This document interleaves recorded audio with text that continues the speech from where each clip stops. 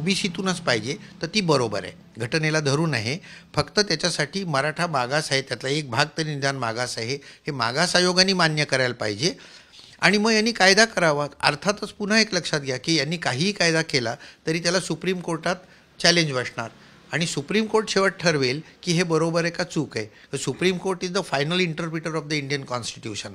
त्यामुळे ही जी लढाई आहे ही जरी आत्ता तुम्हाला राजकीय नेत्यांमध्ये दिसत असेल तरी याचा पूर्ण निर्णय जो आहे तो सुप्रीम कोर्टामध्ये यापुढे घेतला जाईल, ही पोझिशन आहे. सर, पण जे जरांगेंनी मागणी केली आहे ओबीसी मागास आयोगाने ते म्हणजे मराठा समाज मागासलेपणा हे सिद्ध व्हायला पाहिजे, तर कशा दृष्टीने हे राज्य सरकारने कायदा केला पाहिजे किंवा मागासवर्गीय नाही, राज्य सरकारने कायदा करायचा प्रश्नच येत नाही. आधी आयोग निर्माण करायला पाहिजे. त्या आयोगाने आत्ता या क्षणाची स्थिती काय आहे ही सायंटिफिक सिद्ध करायला पाहिजे आणि ती सुप्रीम कोर्टाने मान्य करायला पाहिजे. तशी झाली तर कायदा होईल. मग तो कायदा घटनेशी जुळतो का हे बघावं लागेल. कारण एक लक्षात घ्या की केशवानंद खटला जो झाला तेव्हापासून बेसिक स्ट्रक्चर जे आहे राज्यघटनेचं त्याच्याविरुद्ध कोणालाही जाता येत नाही. म्हणजे घटना दुरुस्ती करून सुद्धा त्यात बदल करता येत नाही. अशा अनेक घटना दुरुस्ती घटनाबाह्य ठरवलेल्या आहेत सुप्रीम कोर्टाने. आत्ताची 99वी घटना दुरुस्ती मोदींनी जी केली होती सुप्रीम कोर्ट जजेसच्या अपॉइंटमेंटची, ती घटनाबाह्य ठरवली. तेव्हा हे जे मी ट्रिपल टेस्ट सांगितली सुप्रीम कोर्टाची, याच्यात बसवावं लागेल. मागणी बरोबर आहे, ती पूर्ण कशी करायची हे आता सरकारने ठरवावं. आणि मला स्वतःला असं वाटतं की हे कॉम्प्रोमाइजशिवाय होणार नाही. नुसती हे अशी लढाई करून होणार नाही. सगळ्यांनी 27% आता कसं होतं, शेड्यूल कास्ट शेड्यूल ट्राईब्सचं 22-22.5% गेलं, मग 50%मध्ये 27 उरलं, हे ओबीसीचं झालं. याच्यामध्ये जे जे मागास असतील, मग मराठा झालं तर त्यांनाही त्याच्यात घ्यावं लागेल.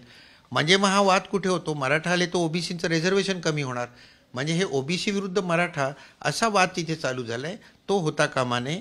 सामोपचारांनी हे 27% जे आहे ते कसं वाटून घ्यायचं हे दोन्ही बाजूच्या नेत्यांनी ठरवणं आवश्यक आहे.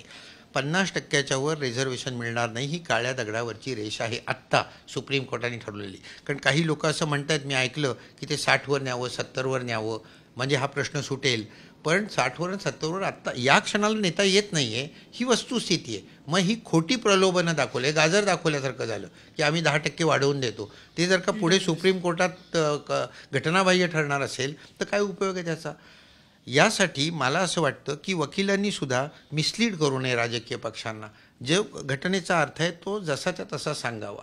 दुर्दैवाने आपल्या इथे हा प्रोसिजर किंवा जे सल्ले देतात ते जी व्यक्ती आलेली असेल त्या व्यक्तीला आनंद होईल अशा तऱ्हेचा सल्ला दिला जातो. तसं करू नये. शेवट आपण सगळ्यांनी आपल्या भारताच्या लोकशाहीचं कल्याण कशात आहे ते पाहणं आवश्यक आहे. आणि सर, सरकारने आता फक्त शिंदे समितीची स्थापना केली. आपण बघितलं तर गेल्या अनेक 20 वर्ष झाले. नाही, एक मिनिट थांबा. मी राजकारणावर अजिबात बोलत नाही. नाही, त्यामुळे कुठली समिती नेमली, काय नेमली, मला काही रस नाही त्याच्यात. 50%च्या वर देता येत नाहीये, तर घटनेत काही असा बदल करता येतो का की जेणेकरून हा कोटा वाढवता येईल आणि आरक्षण मागतं देता येईल. त्याला घटना दुरुस्ती करावी लागेल. परंतु मी तुम्हाला सांगितलं तसं की बेसिक स्ट्रक्चर जे आहे ते बेसिक स्ट्रक्चर घटना दुरुस्ती करूनही बदलता येत नाही. आणि बेसिक स्ट्रक्चर काय आहे की समानतेचा अधिकार हा अधिकार आहे आणि आरक्षण जे आहे तो अपवाद आहे. त्यामुळे तो 50%हून जास्त देता येणार नाही. हे बेसिक स्ट्रक्चरचा भाग आहे, ते बदलता येणार नाही. ठीक आहे.